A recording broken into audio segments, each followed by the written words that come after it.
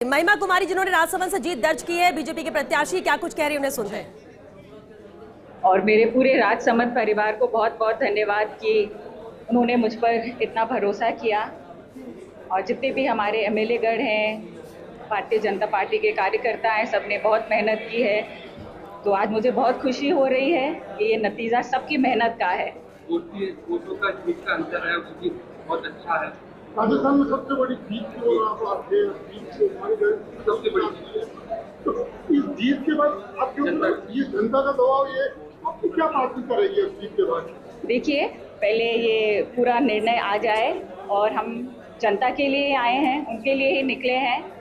तो जैसे मैंने पहले भी बोला है कि मैं जब जीत के जाऊंगी तो मैं अपनी राजसमंद की जनता की आवाज़ बनूंगी दिल्ली में, और जितना भी हो सकेगा मैं उनके लिए हमेशा काम करूंगी और उनकी आवाज़ बनूंगी। तो जनता के लिए हमेशा काम करेंगे, जनता की आवाज बनेंगे, ये कहना है महिमा कुमारी का, क्योंकि एक अहम जीत, बड़ी जीत उन्होंने राजसमंद से यहाँ पर दर्ज की है। लेकिन योगेश जी, जीत तो इन्होंने दर्ज की, लेकिन राजसमंद में कांग्रेस को लेकर जो कैंडिडेट सिलेक्शन के वक्त भी काफी कुछ बदलाव किया गया था। देखिए, और इसलिए चर्चाओं में ये सीट रही।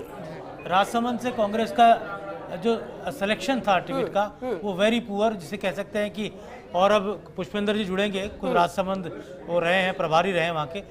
वहाँ कांग्रेस पार्टी सुदर्शन रावत को टिकट देना चाह रही थी। सुदर्शन रावत ने अंतिम समय में मना कर दिया, इनकार कर दिया।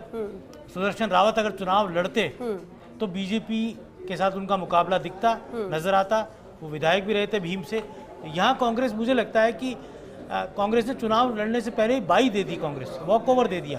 और महिमा सिंह जो कि रॉयल फैमिली से है, उदयपुर जो रॉयल फैमिली है, उनके पति वो खुद नाथद्वारा से विधायक हैं। और यहाँ पर मुझे एक टेक्निकल फॉल्ट ये लगता है, यहाँ सीपी जोशी जो कांग्रेस के स्पीकर रहे हैं विधानसभा के, नाथद्वारा से विधायक, वो भीलवाड़ा से नहीं लड़ते हुए वो अगर राजसमंद से अपने खुद के गृह इलाके से अगर चुनाव लड़ते तो यहाँ पर डेगाना, जेतारण, ये जो विधानसभा सीटें आती है, जो नागौर सटे हुए इलाके हैं, यहाँ से उनको फायदा होता और नाथद्वारा में भी फायदा कांग्रेस को मिलता, और वहाँ एक मजबूती के साथ वो बीजेपी को फाइट दे सकते थे बनिस्पत भीलवाड़ा से। लेकिन साहस दिखाने की बात थी, यहाँ साहस कांग्रेस के कोई भी उम्मीदवार कांग्रेस का ऐसा नहीं था, तो राजसमंद में साहस दिखा था। योगेश जी, एक सवाल मैं भी आपसे करना चाहूंगी, क्योंकि हम बात कर रहे हैं, हालांकि जिन सीटों पर नतीजे साफ हुए वो भी फर्स्ट इंडिया ने सबसे पहले बताया, चाहे मंजू शर्मा की बात हो, महिमा चौधरी की बात हो। लेकिन योगेश जी, यहाँ उन सीटों की भी बात करनी होगी जहां कांग्रेस ने गठबंधन किया। क्या आपको लगता है कि गठबंधन में रंग लाता हुआ दिखाई दिया? चाहे नागौर की हम बात करें, शुरुआती रुझानों को ही अगर देख लें तो बांसवाड़ा की भी बात करनी होगी। देखिए, जहां गठबंधन हुआ है वो टेक्निकल था, और इसीलिए कांग्रेस पार्टी बांसवाड़ा डूंगरपुर में पीछे हट गई। उसका एक कारण भी था कि महेंद्र मालवीय जैसे ही बीजेपी में गए, वैसे ही कांग्रेस ने वहां रणनीति बदली और बीएपी को सपोर्ट कर दिया।